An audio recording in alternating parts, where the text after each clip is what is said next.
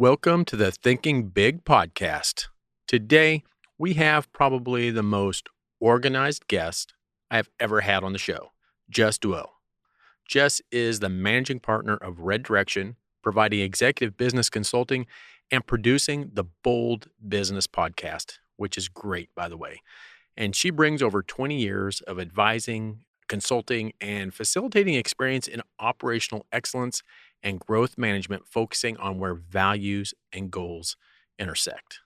Companies working closely with Jess learn to ask the right questions and think effectively on their feet. So today, we are thinking big on how taking a present retreat equals business performance.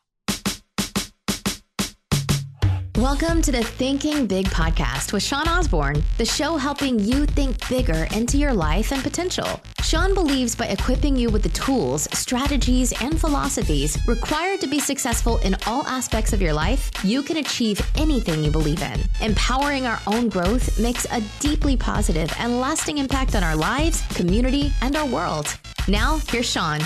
I really want to welcome you, Jess, to the Thinking Big podcast.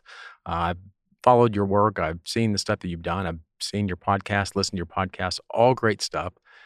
Tell the Thinking Big podcast listeners a little bit about you. I don't even know where to start with that question, Sean. I mean, it's so funny. I mean, there are so many different pieces, right? My very first job was as a Girl Scout selling Girl Scout cookies to raise money so that I could send myself to camp, right? Help my family be able to send me away to go sailing or horseback riding, or just day camps where we did archery and hiked and learned how to cook and things like that, all the way up to the time when I decided I was going to be a scientist.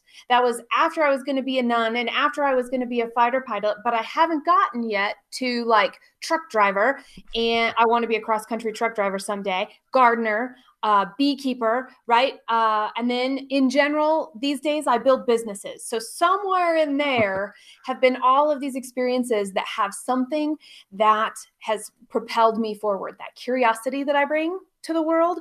And so right now it's building businesses. And in fact, it has been for over 20 years. And I think I found the place being a cheerleader and a support and an outside set of eyes, a trusted advisor for companies that are really looking to navigate a difficult situation for your post-acquisition, and even just how do we use what we have that much more than we already are. And it's interesting that you bring up, stuff that you did very early on as an entrepreneur. It's funny, talking with entrepreneurs, that is a telling sign when almost every entrepreneur, when they were young, did something to make money. It doesn't start when you get older. I think it starts at very young age. I mean, you become an entrepreneur very, very young.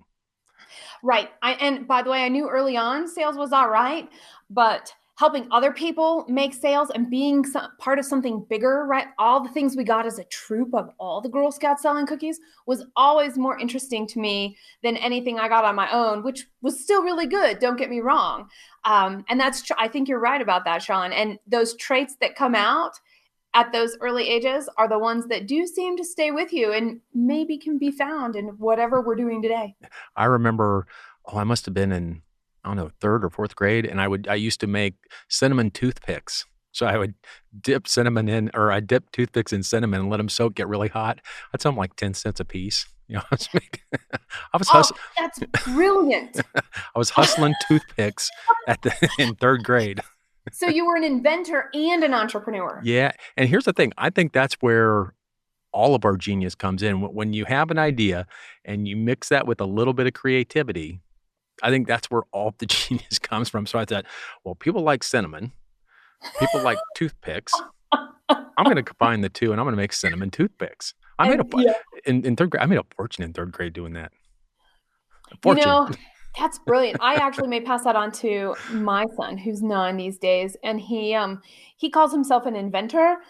He likes to sell things, but he really thinks they're really valuable, and we're still working on you have to have something that is valuable enough for somebody to part with their money for. Yes. So his cardboard arcade machines are awesome to him, but nobody wants to pay $1 to play them. Why So not? I know, right? That's what I'm like. Well, you'll have to keep working on that. That's a problem. You can chew on that one for a little while. It's all good. And I think that that's an important thing to consider too, because we are in a time where we believe and we're told and it's reinforced that we have this internal value. Sometimes it's really hard to bring that to the surface, though, isn't it? To Yeah, find out, well, what is that sweet spot of service, of production, of the result of the exchange of money for what we are bringing to the table, whatever our role is. right. Yeah, and I think now more than ever, I think that's hugely important. How much is the current situation affecting like what you do as an industry as this has made such huge changes. Yeah, well, so the work that I do really is it's that resiliency piece, that resiliency mapping, that stuff that seems very inefficient in the day to day, but it's like a fire drill. When you know what the fire drill is supposed to be like, and if that bell ever got pulled or you heard that sound, you knew what to do. You knew who you were looking for, you knew where to go, you knew who you were expecting there, and there was some order in it. And I think that this time has really shown us, do we have those equivalent of the fire drills within our companies?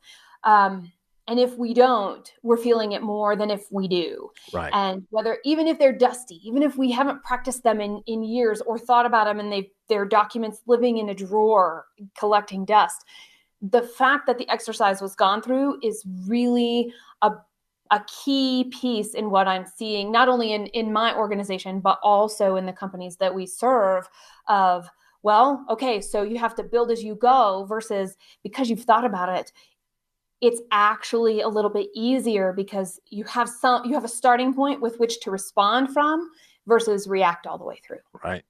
And in some of your stuff that I've looked at, you talk about a present retreat. What is a present retreat? What exactly are you talking about when you talk about that? Can I be real with you, Sean? I think Sure. that is like a name that I settled on because I couldn't think of anything better. I'm a horrible namer of things. However, this one, no lie, has a lot of different meanings, which is one of the keys. It's not always straightforward. And so I'm like, okay, let me just honor that. The present retreat for me was a time I got to take a time out for myself and really do some strategy. And the more that I did this, the more I thought about, well, what are the things that might happen right now? And have we thought about them? What are the things that I need to do as a leader? What is in and what's out? Am I discerning correctly based off of the trends I see and the actual results of what's happening? And then the third piece, this concept of a retreat, really is being able to unplug from things, to have Right. space, right? And so that's kind of like the spa day, but it's also, if you think about it in relationship to war, a retreat was not failure. A retreat was a place to pause, take stock of everything that there is, and decide how to go forward with what we have. Right. So the present retreat is in the moment, taking that pause. What do we have, and how do we move forward? Yeah, I think that is such a huge problem in general, not only with leaders, but I think with everybody, especially with, all of the social media, all the things that we're being bombarded with. We don't take time anymore to reflect. And for me, if I internalize that, it's I need to take time to sit back and reflect on both my wins and my losses on a daily basis. Because if I don't sit back and I don't actually think about what I've done for that day, my wins, my losses, I'm not going to learn anything. And to me, I've looked back over the last 6 months, and it's harder and harder. Even though I've been at home most of the time, I've done obviously social distancing. I actually seem like I have less time for myself for these retreats. I've Oh, spent less time. I actually stopped, right? I mean, depending on the situation in your household, I know in our household, I've already mentioned my 9-year-old, we were assistant teachers between the adults in the house to him. And I have to say that right, I stopped my present retreats during that time, and it was only 4 weeks. I do them once a week. It was only 4 weeks, but I realized I had not only had gone backwards, I actually, when I was plugging back into them, I was like, oh, I can't do this. I have to plug back in. I actually had to ramp back up and refigure it out. And so this is something that I recognize and realize that anybody that works with me, we figure out what it is. Some people are disciplined enough and can take a whole day a week. That's an important thing to consider. And I think that is ultimately my goal. I'm not at a place where I will commit to that. I will commit to a half a day for 4 hours a week. I am in this closed space. And that is what I challenge all of the clients and the companies that I'm working with to do. How do we get up to that 4 hours in a row that's uninterrupted and protected time? Yeah. Because think about all the distractions. I don't know about you, Sean. I am incredibly fatigued of decisions. If people would just tell me what to do from here on out, I would gladly follow directions. I am that exhausted from all of the decisions to be made. Yeah. And the present retreat actually can help with that some. But when we have so much extra pressure in all these other areas, we really do, like to your point, we have to take that self-time. Yeah.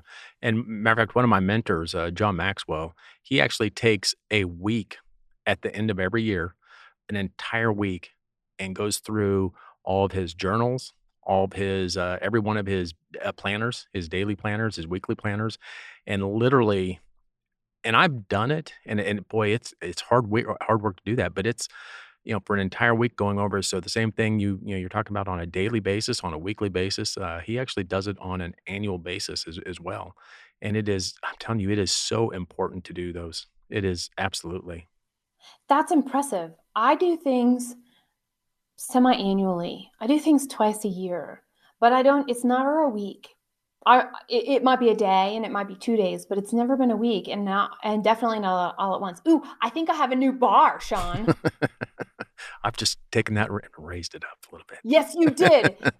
And that's what it's all about, right? Yeah. That the discipline and the willingness and the commitment to understand where is the opportunity and what are the skills we actually have to move toward that. Yeah.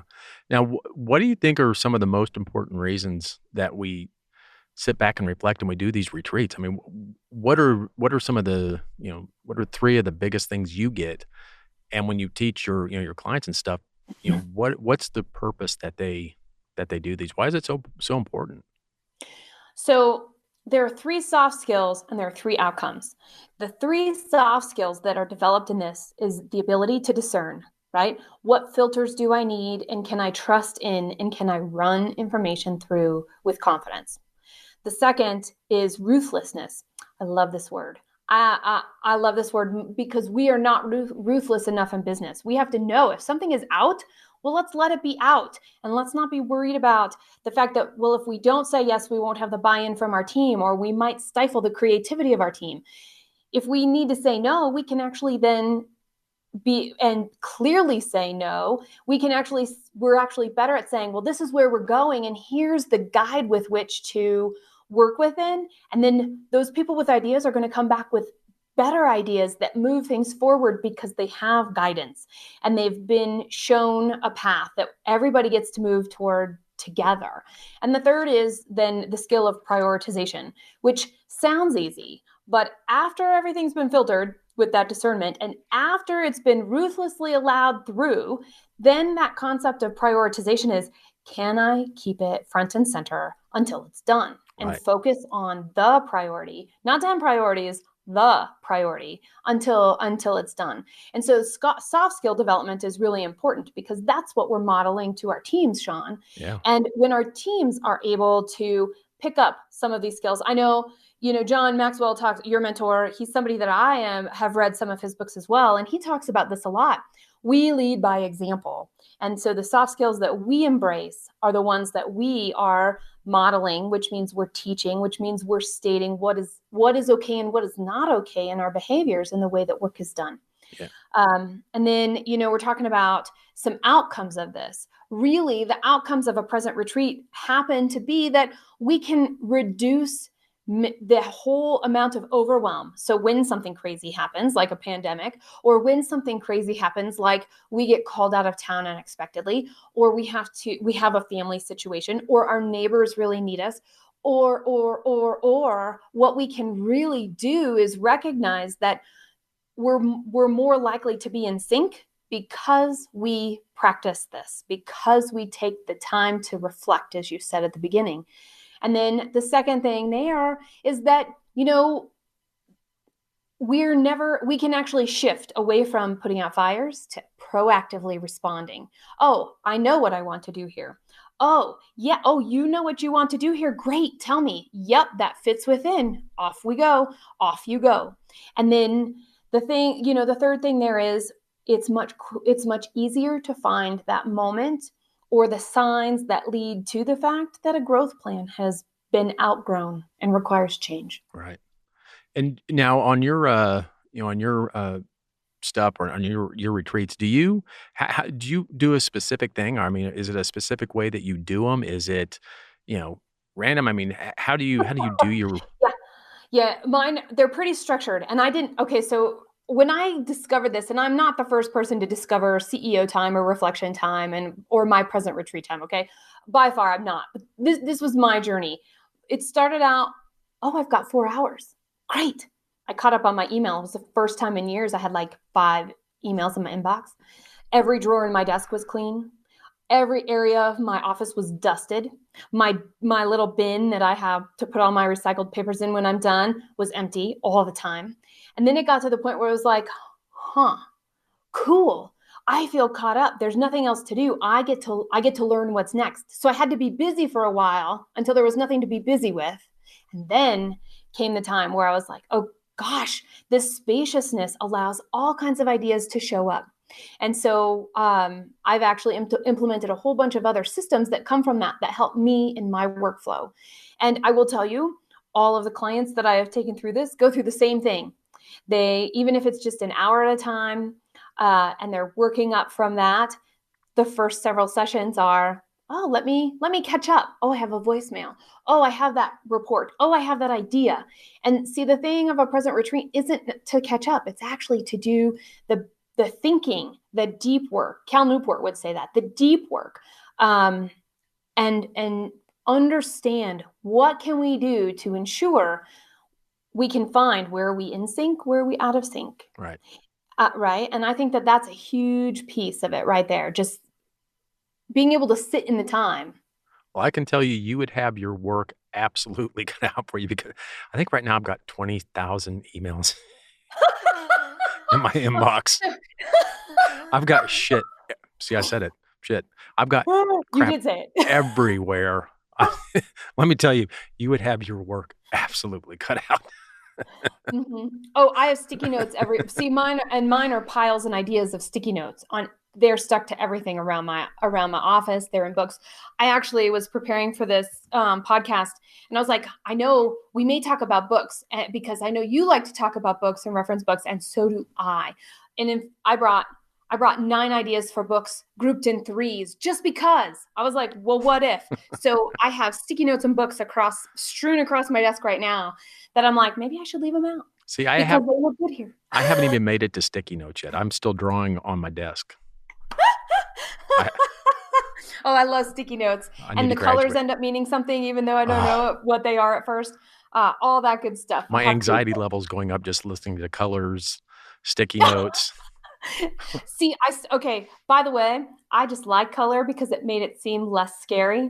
And it turned out I actually was using the colors to mean something. And so for me, there's a system, but there's no way I could describe that system or ask anybody else, because if somebody tried to teach me the system that I inherently have, I would be like you. Now, what would happen if you went to the store for the blue sticky that you have to have for something and they were out of blue? See that? Right? That doesn't bother me. I'll just insert another color and we'll just know. See, that's way over. That's way over my pay grade. Are you a perfectionist? Yes, and yes. I can see why you would then have to have the exact same color as sticky note. Oh, we digress. So getting back to the retreats. One of the things that I don't have a specific. I guess I have a specific way that I do kind of my thinking and stuff. But to me, when I do these reflections, I do these retreats. To me, that's when I get most of my creative ideas.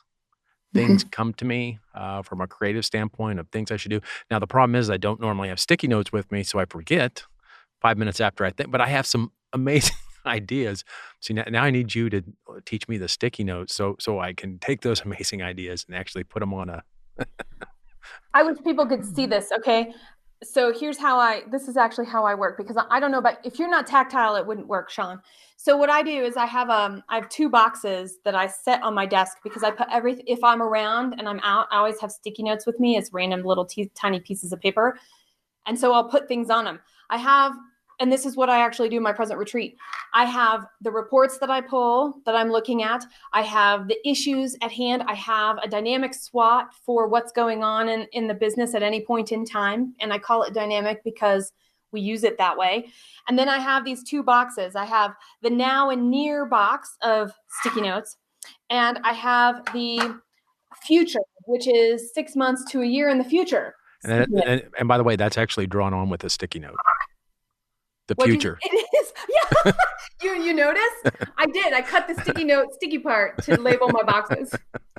Oh my God. So now remember let's go back just a few minutes. I said I have 20,000 emails in my inbox. Yeah. If I went to sticky notes, I would have sticky notes wallpaper everywhere. They would be just as disorganized as my email. So. Well, and here's the thing. The only thing that goes in those boxes are my ideas or initiatives or concepts, because I haven't discerned them yet. I haven't been ruthless about, do they fit with where our current goals are, and does it align with our long-term mission? And I don't know if they fit our priorities, but they're things I don't want to forget. So they have a place to go, because I don't want them taking up my mind, but I also know I don't want to forget them. And so what you saw, today is a Friday. I do my present retreats on Monday. And so they'll get weeded out, because I'll go through the near and now on I touch every week, and stuff is coming out of there. If there's things that I can actually get done, then it goes into other systems and some stuff like that. But it's the time I have to reflect on all of the ideas that I was able to capture goes in there. And, and so for me, it actually helped, because I quit feeling like I was forgetting things. I quit feeling like I was missing opportunities. And I quit feeling like I don't have time to really assess them, because I made time. And in that time, I can recognize and spend thoughtfulness. Does it work? Does it fit? And if not, was it really for me, or was it for somebody else that I can be in service to? Right. See, what the genius thing about what I do is I forget what I forget. So then I don't even remember. I don't know. Can you teach me that? It's been years in the making, years of training. Oh, well, if you ever figure out the first step, help me out, because I could save a few trees. Now I was on your website, and one of the things that, again, I love John Maxwell. I love leadership stuff. And you have a thing called dimensional leadership. Explain some of that, because I think that is a great system. It's a great skills. I really liked how you put the dimensional leadership up there. Okay. So dimensional leadership starts with being able to say yes and no as a leader. So this present retreat is almost like a prerequisite. Is it in or is it out? And being able to be totally clear about that, and not feeling guilty when the answer has to be no. Okay. Because that's awareness of self, and that's awareness of the responsibility and accountability that we've taken in whatever our role is and how we're showing up, whether that's at work, whether that's at home, whether that's in our community, wherever. So then you take that, and once you are so solid in yourself, you can now actually really see and hear and seek to understand the people around you. But if we're unsure and we're unclear, we're working through a fog. So if I was unclear, Sean, and I'm trying to listen to you, I have a much less chance of fully understanding and making the connection and getting the true information I need to be able to do whatever I need to do intentionally in our interaction. So removing that fog is key. So that's where the present retreat is a big part of it. And so it's like so that first part is put your own mask on before you help anybody else. When you fly in a plane, that's what they tell you. And if you don't have a shirt, you can't give your own shirt away. You have to have your own shirt to be able to move forward and create something to be able to help somebody else get a shirt that they need. And so that is something that I think that's really hard to remember as a leader, because there's a lot of judgment that comes both self and other. And so when we're talking about dimensional leadership, there's huge levels of awareness. And so that first one is, are we solid in ourselves? And then what habits do we have? And what habits do those around us have? And can we use them for good? And if we can't use them for good, then we start thinking about how do we have to change them? But really the ultimate piece of dimensional leadership is every single time you add a person to the thought process, you're increasing awareness and increasing leadership. Yourself first, your business second, or your responsibility to the business second, then the people that you work with side by side, the people you report to, the people who report to you, any other stakeholders. Every single time you do that, you're adding this layer of awareness that when each one has clarity around it and is built from a place of very clear intent, there is so much information that can be harnessed. There is so much opportunity that can be leveraged. And I find it comes with practice. That's what it is. It's practice. Yeah. And what do you think's the biggest, like when you're out working with clients, you're out working with people, what do you think is the biggest issue right now with leadership, people in leadership? I mean, I see people, the biggest problem that I see with working with people is someone will get put in a leadership position because they're a good at whatever it is that they're whatever. If they're an engineer, they're a good engineer. So now that makes you a good people person. That makes you a good leader. And that's, to me, I see that more in corporate America than anything, that you get promoted just because you're good at what you do. But what do you see as some of the biggest problems with leadership on the people that you're working with? What came up first for me was that we're all too tired. And the reason we're tired, especially now, is we're having decision fatigue. Are we doing what's right for ourselves? Is everybody that we're in touch with from the decisions that we're making going to be impacted by that? How do I then amplify that out to the people who report to me, to the company that I'm supporting, to the community that uses the product, and all of those different things? So there's a tiredness, and that's part of it. I think another one, though, is it comes back to awareness. And it's this, you were talking about promoting because of performance and not necessarily having all of the skills to do what needs to be done at that next level up. And I would say delegate versus dump is a big one. Yeah. People talk about delegating, but really what they're doing is they're getting the things they don't like off their plate. And this happens in corporate America, and this happens in small business. This also happens in relationships. Oh my gosh. Yes. Don't tell my husband. My wife. Yeah, my wife. Keep going. I want to hear this story. Oh, I tend to dump. Lots. Do you? See, we are both dumping grounds, and in fact, we've learned who does what. So we just stay out of it. We have our own lanes. So there is no delegation and there is no dumping in our marriage. There's get out of my lane, or hey, that's actually yours. It goes in your lane. See, I actually back up the dump truck to her lane and just dump it all. Oh, Sean. Oh, that's hilarious.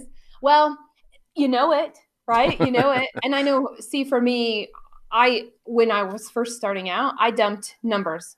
I forgot the governance part of business. And I was like, whatever, things can happen. Things are happening. It's all good.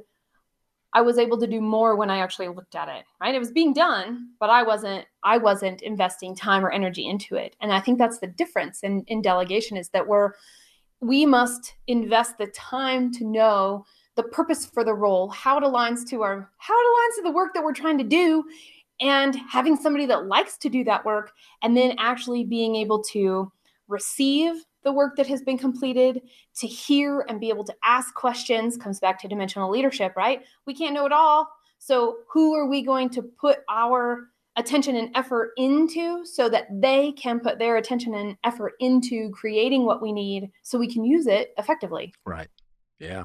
And, you talked about, on the doing your, retreats on Monday. Do you by chance I mean, what is your thought process on, like, doing weekly or daily, journals or daily, you know, the day planners type thing? I personally I have to have a day timer. I notice when I don't do, like, if I don't plan out my day before the day starts, I end up not doing anything.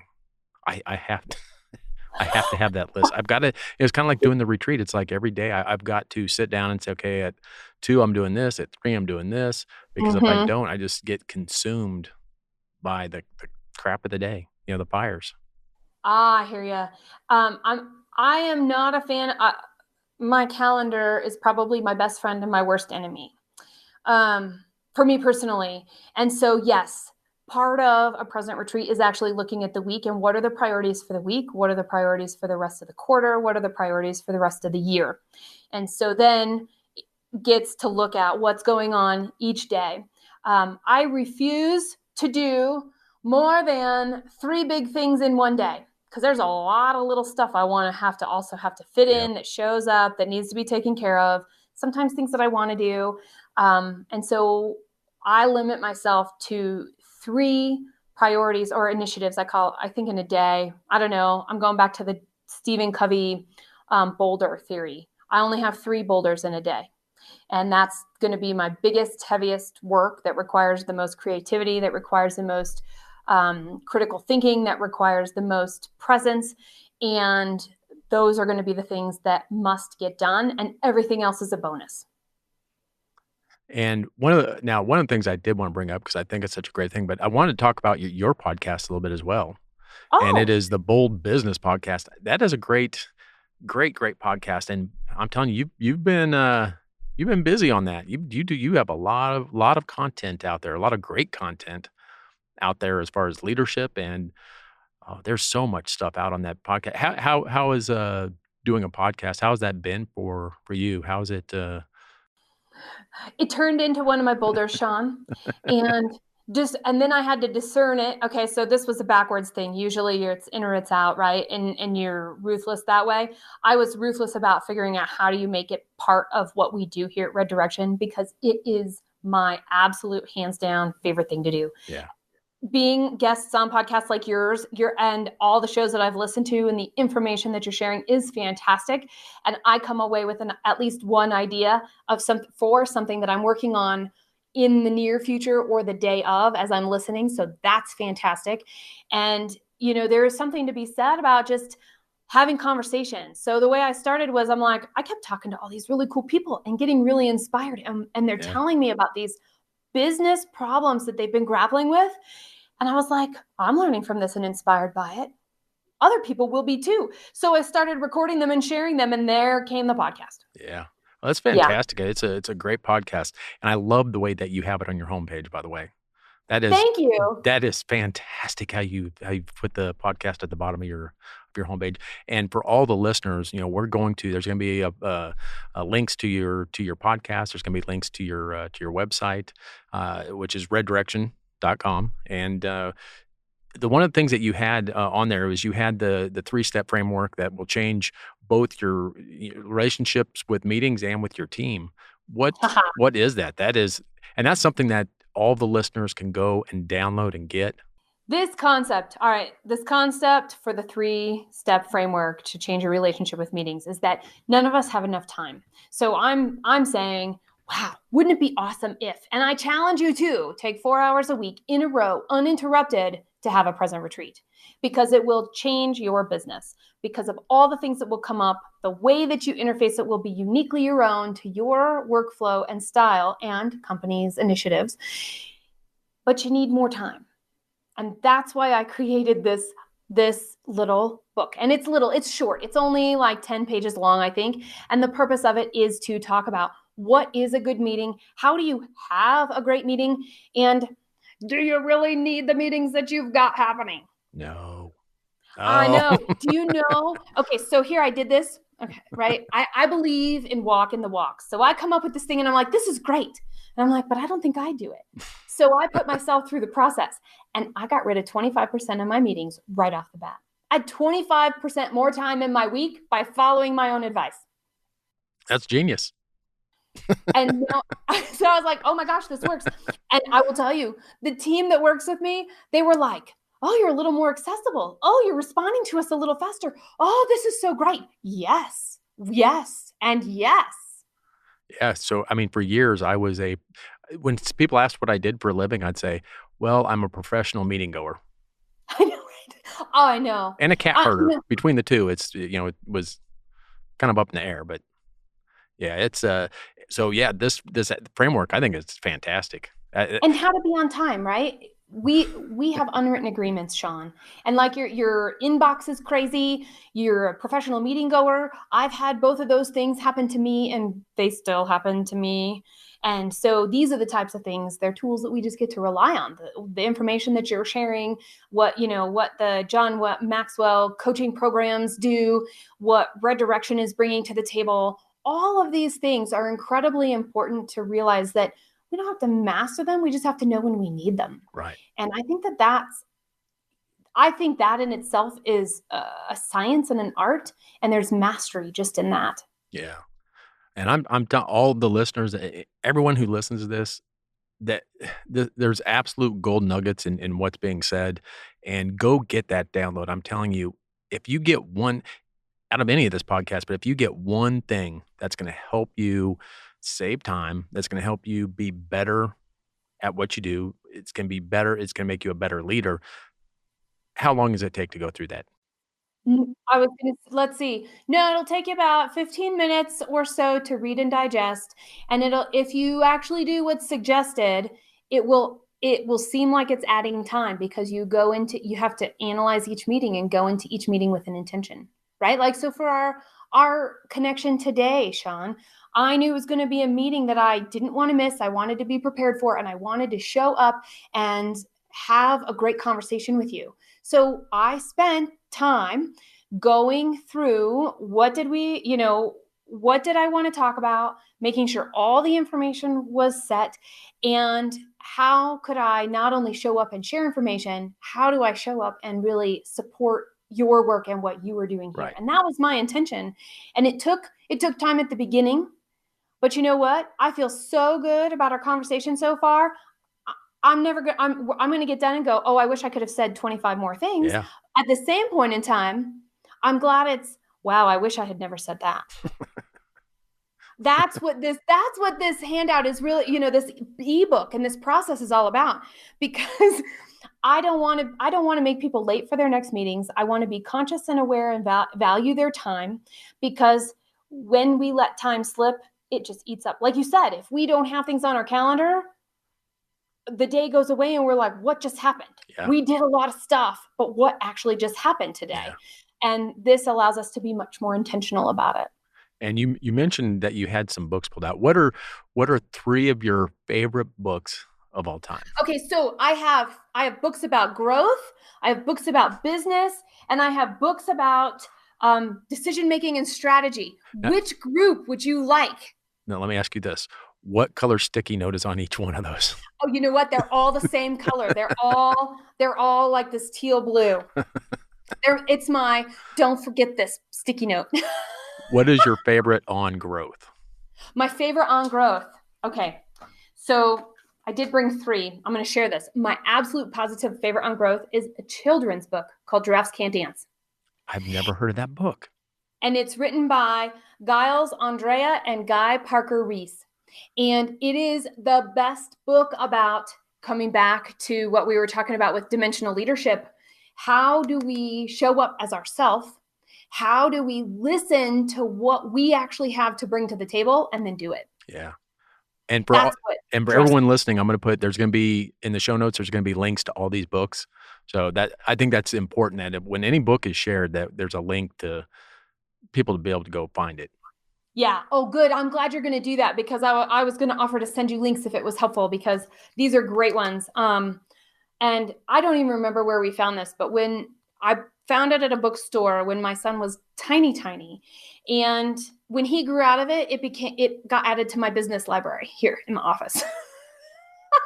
It's a book that grows with you. Yeah. That's right. That's right. Do you want to hear the other two? Sure, absolutely. The second one is called A Question of Values by Hunter Lewis. Great And book. this is something that helps us with our discernment, which helps us with our ruthlessness, and it helps us with the prioritization, because what we believe in really drives. And something that I talk about too is what you prioritize is what you value. And so it's really important to know what you value, because if what you're prioritizing isn't what you value, there's a leak, and that leak is going to be draining, and it's going to become heavy and hard, and we're not going to be able to do what we need to do. Right. Right. And here's a third one. This was written by Diane Collins. It's called Do You Quantum Think? Wow. Of the three, look at this. Of the three, you can tell this one is like within hand's reach. It has water spilled on it. There's a coffee stain or two on the inside. This one was back when I had star sticky notes for a while. Have you ever seen those giant sticky notes? Oh, yes. I'm so glad I don't have them, because they don't fit into anything. Your wall. They're great for the wall. Oh, I don't want anything on my wall. That would be a little overwhelming to me.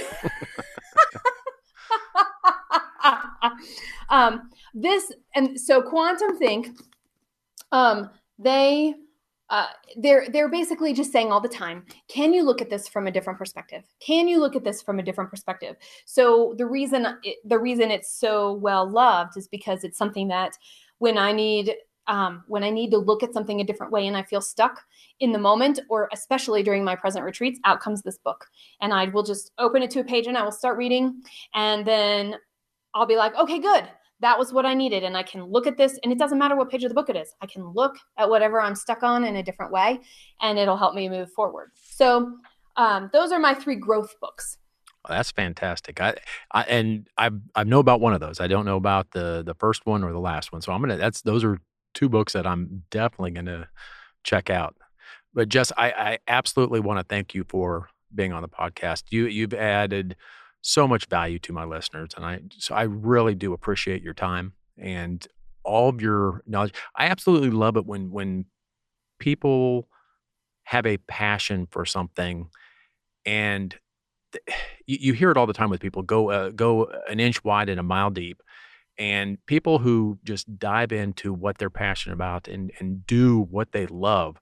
Oh, it's just, to me, I get so much out of doing a podcast like you. It's like I get to talk to so many amazing people that are so dedicated at what they do in such a great niche that fits them perfect. So thank you so much. And I know that the listeners are going to get a tremendous amount of value from what you shared with us today. So thank you very much.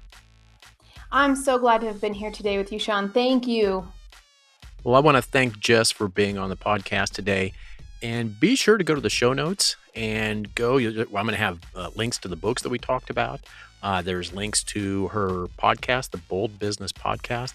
And make sure you go to her website, reddirection.com. And again, it was absolutely fantastic having Jess on the podcast today.